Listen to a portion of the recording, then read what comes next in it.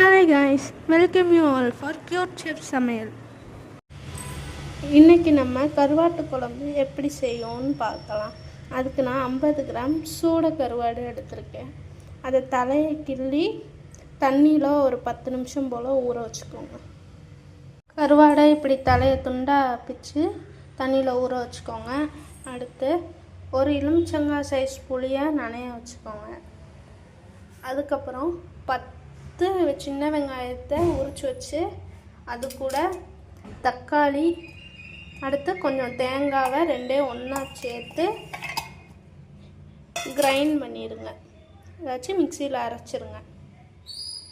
அந்த மூணையும் போட்டு இப்படி ஃபைன் பேஸ்ட்டாக அரைச்சி வச்சுக்கோங்க. நீங்கள் தேங்காயை கடைசியாக கூட அரைச்சி ஊற்றிக்கலாம். வெறும் வெங்காயமும் தக்காளியும் மட்டும் இந்த மாதிரி பேஸ்ட்டு அரைச்சி வச்சு எல்லாத்தையும் ரெடி பண்ணி வச்சுட்டு நம்ம கடாயை அடுப்பில் ஸ்டவ்வை பற்ற வச்சுருவோம். அதுக்கப்புறம் அதுக்கு நம்ம 2 டேபிள் ஸ்பூன் நல்லெண்ணெய் ஊற்றுவோம்.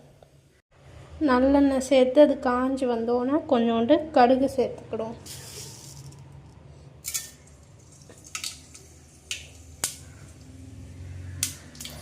நல்லெண்ணெய் தாங்க கருவாட்டு குழம்புக்கு ரொம்ப டேஸ்ட்டாக இருக்கும். ஸ்மெல்லு சூப்பராக வரும். அதனால நம்ம நல்லெண்ணெய் சேர்த்துக்கிட்டோம். மித்த ஆயிலை விட இதான் நல்லாயிருக்கும்.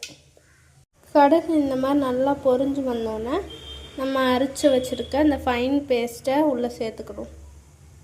இந்த மாதிரி சேர்த்துட்டு லைட்டாக ஒரு 2 மினிட்ஸ் இந்த மாதிரி வதக்கி விடுங்க. நல்லா 2 நிமிஷம் இந்த மாதிரி வதக்கி விட்டுட்டு நீங்கள் கருவேப்பிலை இருந்தால் கருவேப்பிலை சேர்த்துக்கலாம். அதுவும் நல்ல மணமாக இருக்கும், டேஸ்ட்டாக இருக்கும். அதுக்கப்புறம் அதுக்கு 2 டேபிள் ஸ்பூன் மசாலா சேர்த்துக்கிறோம். நான் இன்றைக்கி வீட்டு மசாலா தாங்க சேர்த்துக்கிறேன். மசாலா சேர்த்துட்டு அதில் லைட்டாக அடி பிடிக்காமல் இருக்கிறதுக்கு தண்ணி விட்டுக்கோங்க. நான் நம்ம தேங்காய் அரைச்சோமா அதை கழுவி அந்த வாட்டரே உள்ளே சேர்த்துக்கிறேன். சேர்த்து மிக்ஸ் பண்ணி விட்டுக்கோங்க.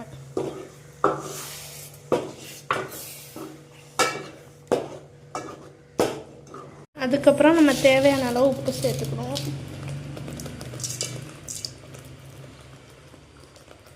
உப்பு சேர்த்துட்டு நம்ம கரைச்சி வச்சுருக்க புளி தண்ணியை உள்ளே சேர்த்துக்கலாம்.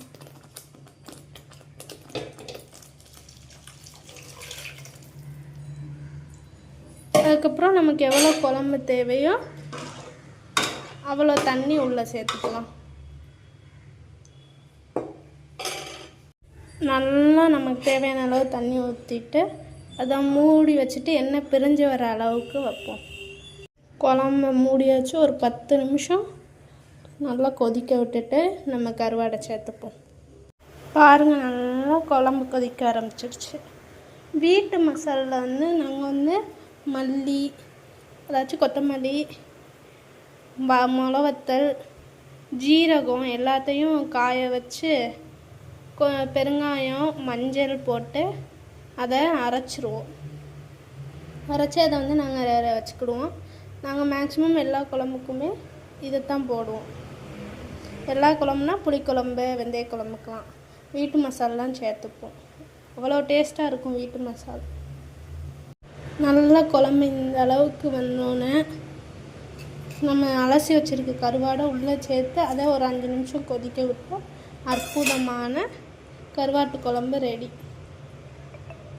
பாருங்கள், எண்ணெய் எப்படி மேலே மிதக்குது. இந்த மாதிரி பக்குவத்தில் தான் நம்ம கருவாடை போட்டு 5 நிமிஷம் கொதிக்க விட்டு இறக்கிட்ட கருவாட்டு குழம்பு ரெடி. இப்போது நம்மளோட கருவாட்டு குழம்பு தயார். சூப்பராக மணக்குதுங்க. சும்மா டேஸ்ட்டு அல்டிமேட்டாக இருக்குங்க. எனக்கு கருவாடு பிடிக்காது, ஆனால் கருவாட்டு குழம்புனா ரொம்ப பிடிக்குங்க. நீங்களும் இந்த ரெசிபியை உங்கள் வீட்டில் ட்ரை பண்ணி பாருங்கள். உங்களுக்கு இந்த வீடியோ பிடிச்சிருந்தா லைக் பண்ணுங்கள், ஷேர் பண்ணுங்கள், கமெண்ட் பண்ணுங்கள். தேங்க்யூ ஃபார் வாட்சிங் த வீடியோ.